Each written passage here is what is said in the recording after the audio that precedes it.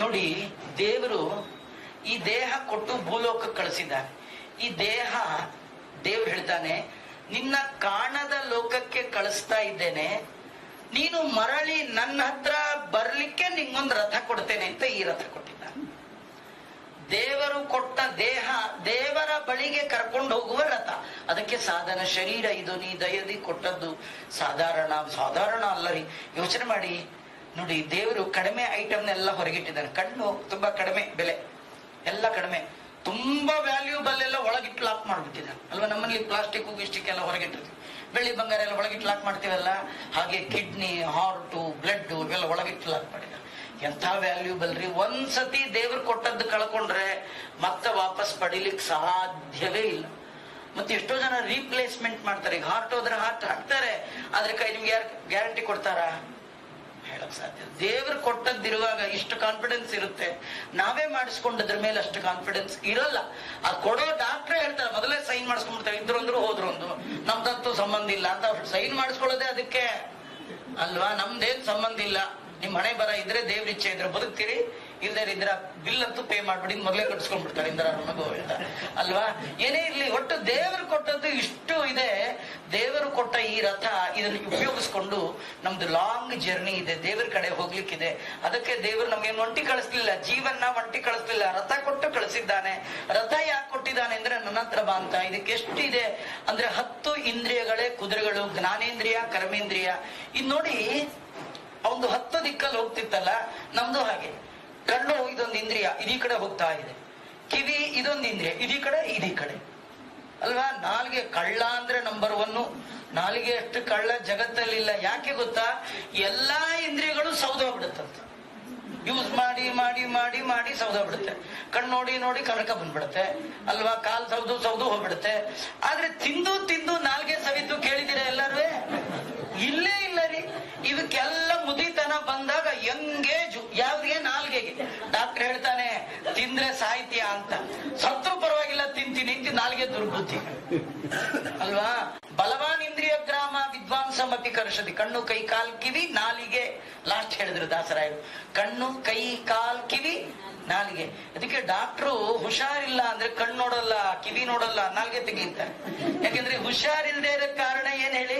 ನಾಲ್ಗೆದೆ ಮಹಿಮೆ ಅಲ್ವಾ. ನಾಲ್ಗೆ ತುಂಬಾ ಚೆನ್ನಾಗಿ ಇಟ್ಕೋಬೇಕು. ನಾಲ್ಗೆ ಚೆನ್ನಾಗಿ ಇಟ್ಕೋಬೇಕಂದ್ರೆ ನಾಲ್ಗೆಯಲ್ಲಿ ದೇವರ ನೈವೇದ್ಯ ಮಾತ್ರ ಬೀಳ್ಬೇಕು. ನಾಲ್ಗೆ ಕೇಳಿದ್ದೆಲ್ಲ ನಾಲ್ಗೆ ಕೊಡಬಾರ್ದು. ನಾಲ್ಗೆ ಕೇಳ್ದ ಹಾಗೆ ನೀವಿರಬಾರ್ದು. ನೀವ್ ಹೇಳಿದಾಗ ನಾಲ್ಗೆ ಕೇಳ್ಕೊಂಡು ಬಿದ್ದಿರ್ಬೇಕು.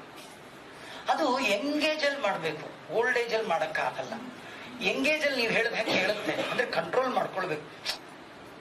ಸದಾ ದೇವರ ಚಿಂತನೆ ಬರಬೇಕಂದ್ರೆ ನಾಲಿಗೆಗೆ ಯಾವಾಗ್ಲೂ ದೇವರ ನೈವೇದ್ಯವನ್ನ ಹಾಕ್ಬೇಕು. ದಾಸರಂತಾರ ನೋಡಿ, ಹೃದಯದಿ ರೂಪವು, ವದನದಿ ನಾಮವು, ಉದರದಿ ನೈವೇದ್ಯವು, ಶಿರದಿ ಹರಿ ನಿರ್ಮಾಲ್ಯವ ಧರಿಸುತ್ತ ಕೋವಿದರ ಮನೆಯ ಹೆಗ್ಗದವ ಕಾಯುವುದೇ ಫಲವಿದು ಬಾಳ್ದುದಕ್ಕೆ ಅಂತ ಅವರ ಸಾಹಿತ್ಯ ನೋಡಿ. ಒಂದಕ್ಕೊಂದು ಲಿಂಕ್ ನೋಡಿ. ನಿಮ್ ಬಾಯಲ್ಲಿ ದೇವರ ನಾಮ ಬರ್ಬೇಕಾದ್ರೆ ಉದರದಲ್ಲಿ ನೈವೇದ್ಯ ಇರಬೇಕು. ತಾತ್ಪರ್ಯ ಏನ್ ಗೊತ್ತಾ? ಎಂಥದ್ದು ಇನ್ಪುಟ್ ಅಂಥದ್ದೇ ಔಟ್ಪುಟ್. ನೀವು ಒಳಗೆ ಏನ್ ಹಾಕೊಳ್ತೀರಿ ಅದು ಹೊರಗೆ ಬರುತ್ತೆ. ತುಂಬಾ ಲೂಸ್ ಟಾಕ್ಸ್ ಮಾತಾಡ್ತಿದ್ರೆ ಏನಂತ ಗೊತ್ತಾ? ಅವನಿಗೆ ತಿಂದು ಹೆಚ್ಚಾಗಿದೆ ಅಂತ. ತಿಂದು ಹೆಚ್ಚಲ್ಲ, ಹೆಚ್ಚಾದದ್ದನ್ನ ತಿಂದಿದ್ದಾನೆ. ಅವನಿಗೆ ಅಲ್ಲದ್ದನ್ನ ತಿಂದಿದ್ದಾನೆ, ಒಲ್ಲದ್ದನ್ನ, ದೇವರಿಗೆ ಅಲ್ಲದ್ದನ್ನ ತಿಂದಿದ್ದಾನೆ.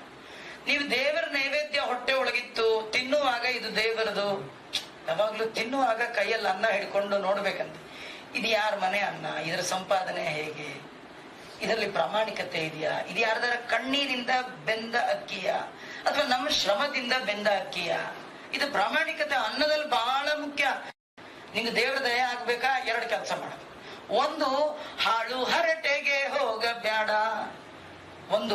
ಹಾಳು ಹರಟೆಗೆ ಹೋಗ ಬ್ಯಾಡ. 2ನೇದು, ಕಂಡ ಕೂಳುಗಳ ತಿಂದು ಒಡಲೊರೆಯ ಬ್ಯಾಡ. ಭಗವಂತನ ಅನುಗ್ರಹ ಆಗ್ತಾರೆ.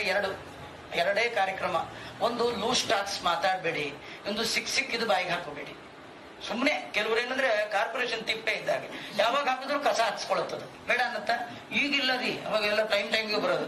ಹಿಂದೆಲ್ಲ ಒಂದ್ ಕಾರ್ನಲ್ಲಿ ಒಂದು ತಿಪ್ಪೆ ಇಡೋದು, ಯಾವಾಗ ಬೇಕಾದ್ರೂ ಹಾಕ್ಬೋದು. ಇದು ಬಾಯು ಹಾಗೆ, ಯಾವಾಗ ಹಾಕಿದ್ರು ಹಾಕ್ಸ್ಕೋಬಾರ್ದು. ಇದು ಕೇಳ್ಬೇಕು. 12 ಒಂದು ಅಷ್ಟೇ ನಿಂದು ಊಟ, ಆಮೇಲೆ ನಿಂದೇನಿಲ್ಲ.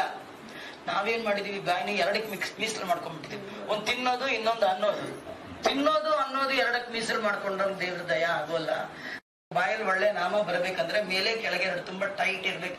ಮೇಲೆ ದೇವರ ನಿರ್ಮಲ್ಯ ಇರ್ಬೇಕು, ಒಳಗೆ ದೇವರ ಪ್ರಸಾದ ಇರ್ಬೇಕು. ತದಲಂಬಹು ಲೋಕ ವಿಚಿಂತನೆಯ ಪ್ರವಣಂ ಕುರು ಮಾನಸ ಈಶ ಪದೇ. ಜಗದ್ಗುರು ಮಧ್ವಾಚಾರ್ಯ ಹೇಳ್ತಾರೆ, ಕಣ್ಣು ಎಲ್ಲಾರು ಹೋಗ್ಲಿ, ಬಾಯಿ ಎಲ್ಲಾರು ಹೋಗ್ಲಿ, ಕಿವಿ ಎಲ್ಲಾರು ಹೋಗ್ಲಿ, ಮನಸ್ಸು ದೇವರ ಪಾದಾರವಿಂದದಲ್ಲಿರ್ಲಿ. ನಿನ್ನ ಸರ್ವತ್ರದಲ್ಲಿ ನೆನೆಯುವವ ಅನ್ಯ ಕರ್ಮವ ಮಾಡಿದರೂ ಸರಿ, ಪುಣ್ಯ ಕರ್ಮ ಎನಿಸುವವು ಸಂದೇಹ ವಿನಿತಿಲ್ಲ ಅಲ್ವಾ. ರಿಮೋಟ್ ನಿಮ್ ಕೈಯಲ್ಲಿದ್ರೆ ಕಾರ್ ಎಲ್ಲಾರು ಹೋಗ್ಲಿ, ಹತ್ರ ಕರ್ಸ್ಕೋಬಹುದು.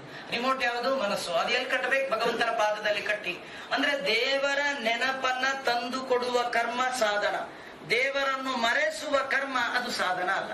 ಏನಾದ್ರೂ ಮಾಡಿ ದೇವರ ನೆನಪು ಬರ್ಬೇಕು, ದೇವರ ನೆನಪು ಬರ್ಬೇಕು.